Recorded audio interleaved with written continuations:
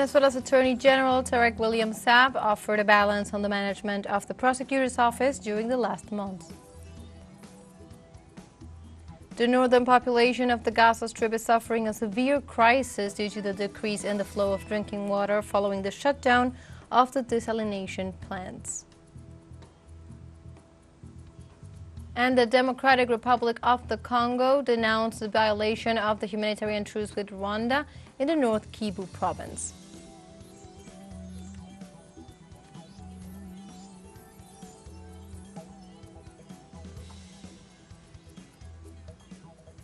Hello and welcome to From the South. My name is Belén de los Santos and from the teleSUR studios in Havana, Cuba, we begin with the news.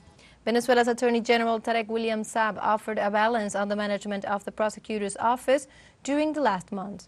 During his speech, William Saab assured that the actions against the electric system were revealed after the apprehension of a group of people who were seeking to sabotage it ahead of the July 28th elections.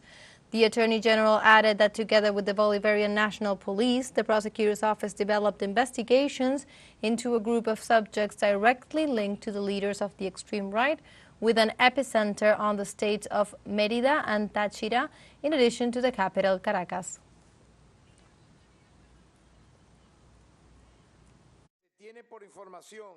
Intelligence information and preliminary investigation carried out by the Public Prosecutor's Office showed that the detainees have also received financing from abroad.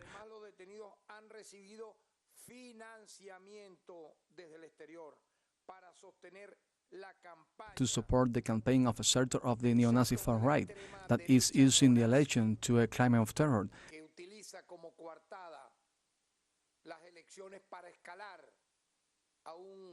An extermination similar to that which the Zionist state of Israel is currently executing in Gaza and Rafah. In this context, the Attorney General of Venezuela, Tarek William Saab, indicated that these groups operate in border and oil-producing areas. These groups outside the law are dedicated to seizing, kidnapping, and stealing materials from the Venezuelan electric system, especially in border areas.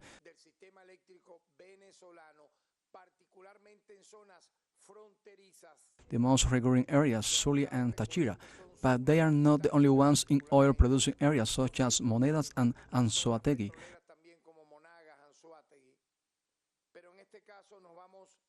But in this case, we will refer to a recent incident that occurred a few days ago, and that the prosecutor's office has asked the Bolivarian National Police as an auxiliary body to carry out rigorous investigation with the designated prosecutors.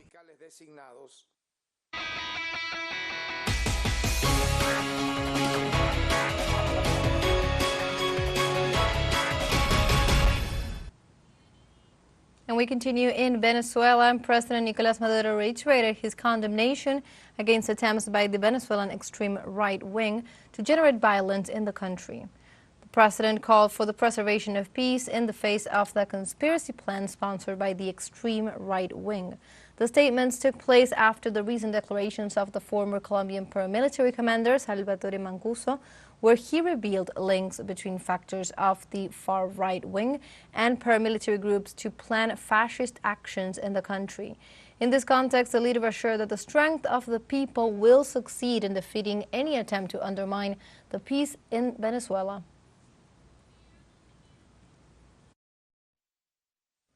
Y cuidar la paz de los conspiradores. And take care of peace of the conspirators who go to Colombia looking for paramilitaries to come and kill people here. As the denunciation has come out, it is not new. They did it against Chavez 20 years ago. One of the paramilitary commanders spoke from prison, known as Mancuso, denounced Capriles Randowski, the former governor Enrique Mendoza, who passed away. Enrique Mendoza and Capriles were denounced by the same paramilitary chief, Mancuso, who was the commander of the Castaño, said that Capriles was the one who went looking for him to come and kill Chavez and carry out a coup in 2004. It was Enrique Mendoza. 20 years later, they are doing the same thing. looking for criminals to try to kill me, to try to hurt the country. They don't know that we have the two most powerful forces that anyone can have. One is the strength and the blessing of God, and the other is the strength and the blessing of the people. And we are on the path of life, of hope, and of truth. And we continue with the presidential campaign. And in this case, the Ministry of Defense of Venezuela met with the electoral representatives of the United Nations in view of the upcoming elections on July 28th. Defense Minister Vladimir Padrino Lopez highlighted the importance of international relations during the presidential election process. In turn, the official pointed out that the armed forces will be accompanying the electoral process on July 28th. He also indicated that the Republic plan will guarantee the order, the security of the voters, the custody of the infrastructure of the National Electoral Council, and will take care of the electoral material.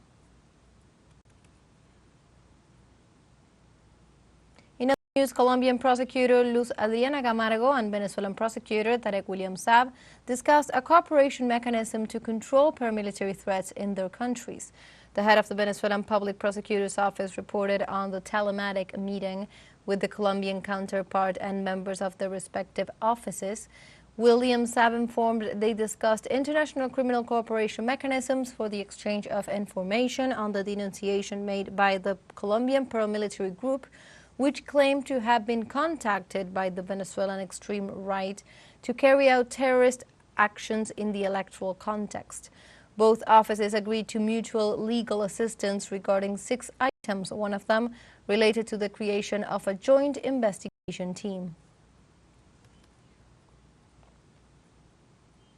And the government of Mexico thanks Cuba for sending health specialists to the isolated regions of the state of Chiapas.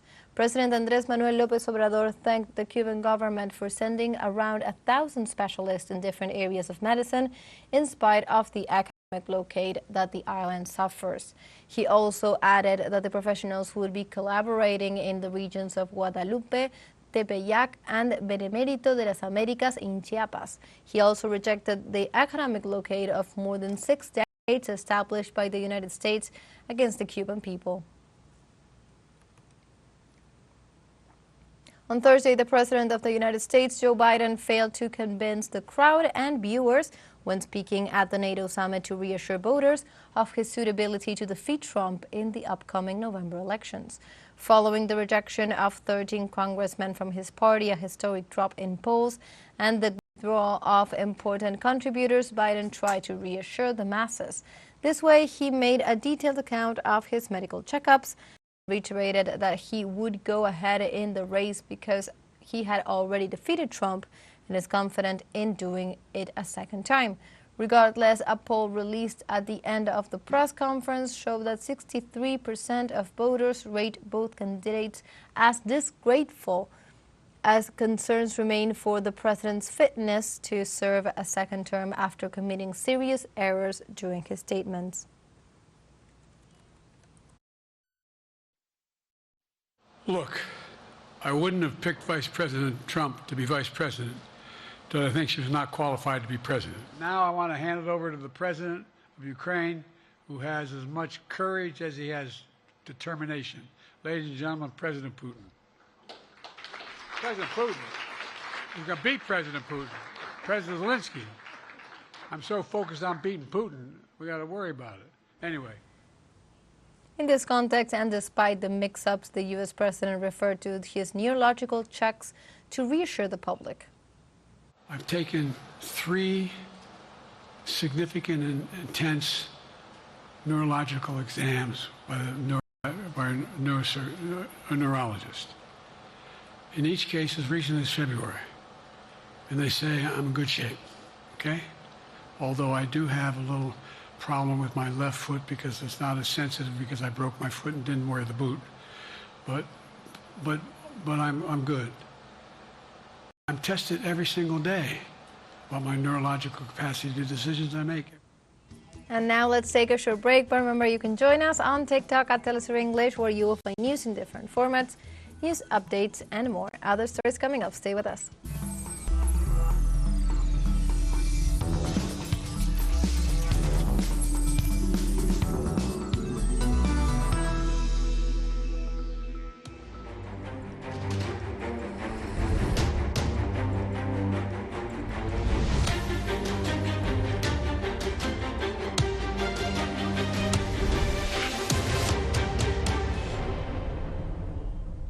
Welcome back from the south.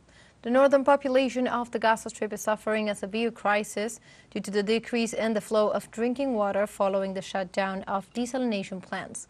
The facilities stopped functioning due to lack of fuel, which led to more suffering for the citizens who have been under siege by Israeli army for 9 months. The crisis worsened after the Israeli occupation deliberately destroyed the water wells in the north of the territory. Several authorities and international organizations have condemned the Zionist siege against the Strip as it has been preventing and limiting humanitarian aid to millions of Palestinians.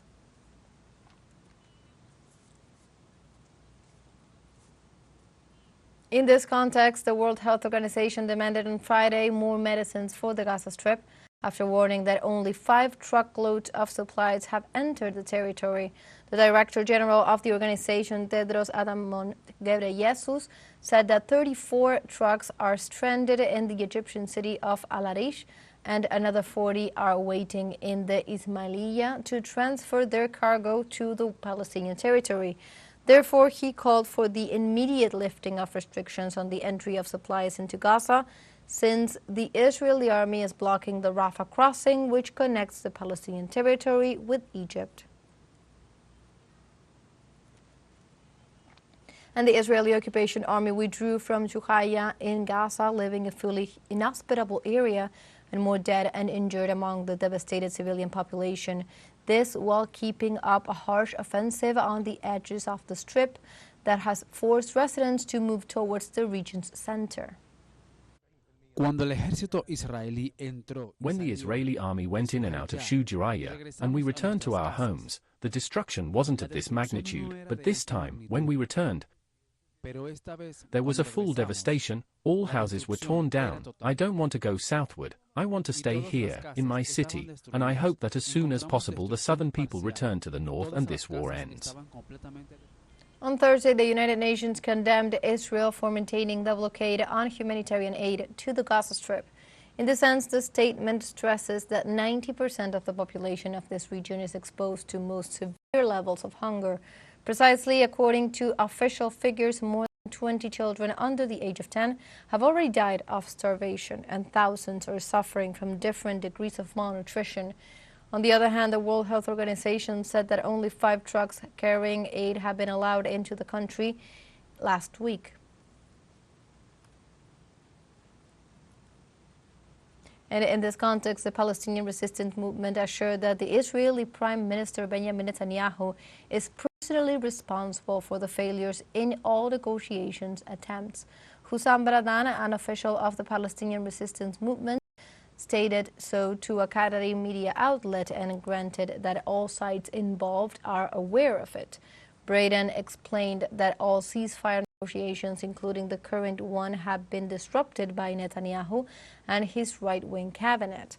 The authority asserted that the U.S. is aware of it and added that the Israeli regime is trying to hold Hamas accountable. He reaffirmed that the Zionist prime minister has not shown any positive sign that could lead to a solution.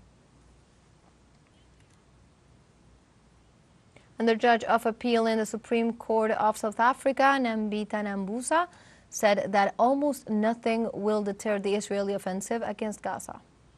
I said, I suppose the cause of that, the state concerned, Israel, is so deep, and they're convinced that they are on the right, and they know that there's hardly anything is going to happen if they continue with their conduct. On the other hand, Nambita Dambusa referred to the case against Israel brought by South Africa at the International Court of Justice in December of 2023 and emphasized that it remains vital to highlight the serious situation of the Palestinians in Gaza and to gain confidence in the justice system. Putting these issues out in the public, and society gets to see justice or attempts at justice in progress, makes for quite a boost in confidence in the courts, in the justice system. In other news, Russia's Federal Security Service assured that the West is seeking to replace Ukrainian President Vladimir Zelensky due to lack of responses and failures. The Russian magazine Ravnik was authorized to reveal in a new issue such classified information till that moment. The FSB asserted that the U.S. State Department and European international organizations have several candidates, including former Ukrainian President Petro Poroshenko and the mayor of Kiev, Vitaly Klitschko, among other politicians who may be able to respond to Western interests. In case of a drastic deterioration of the situation on the war front, the West plans to blame all failures on Zelensky. In addition, the briefing unfolded the main goal is to avoid a critical increase in Ukrainians' disappointment with the failures of the pro-Western policies. We have a final short break coming up, but before we invite you to join our WhatsApp community for our English-speaking audience. You can scan the QR code on screen to join directly and also share the link to reach more people. Constant news coverage of Latin America and the Caribbean, as well as the rest of the world. Final short break, don't go away.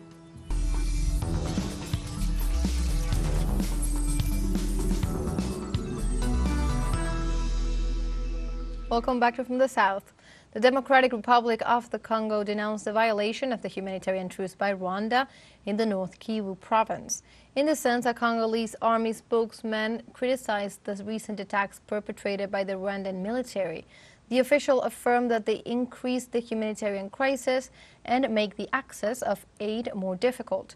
According to data collected by the United Nations, the ongoing conflict between armed rebel groups in North Kivu province is worsening the crisis in the African country and have caused a massive internal displacement of the population.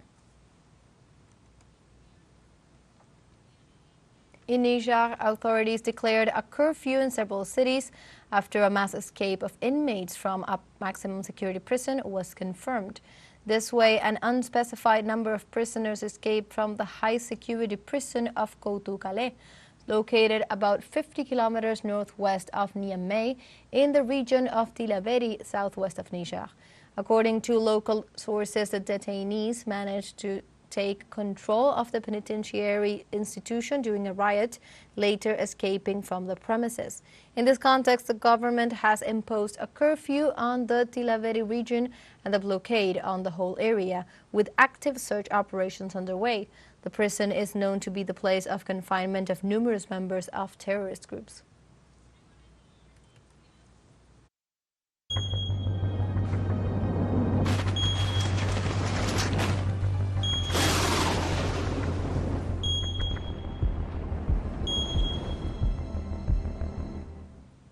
And we now move on to other topics. On Friday, Chinese authorities announced that 6 people were killed by heavy rains that lashed the southwestern part of the country.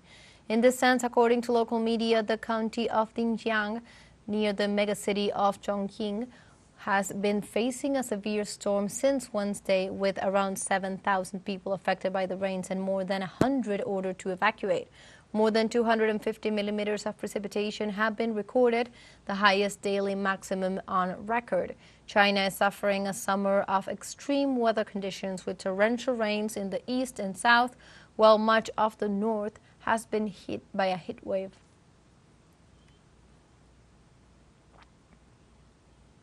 And in the Indian state of Uttar Pradesh, heavy rainfall, floods and lightning strikes have caused at least 38 deaths. The district of Pratgarh registered the most fatalities, with 11, as reports informed that most victims were working in farm fields or sheltering from the rain under trees during the thunderstorms, which have also left dozens of people with burn injuries. In addition, in the Kaziranga National Park in the state of Assam, to the northwest of the country, the flooding of rivers caused the death of at least 150 wild animals. In this context, the weather authorities estimate that Uttar Pradesh and neighboring states will continue to be lashed by widespread rains and lightning in the coming days.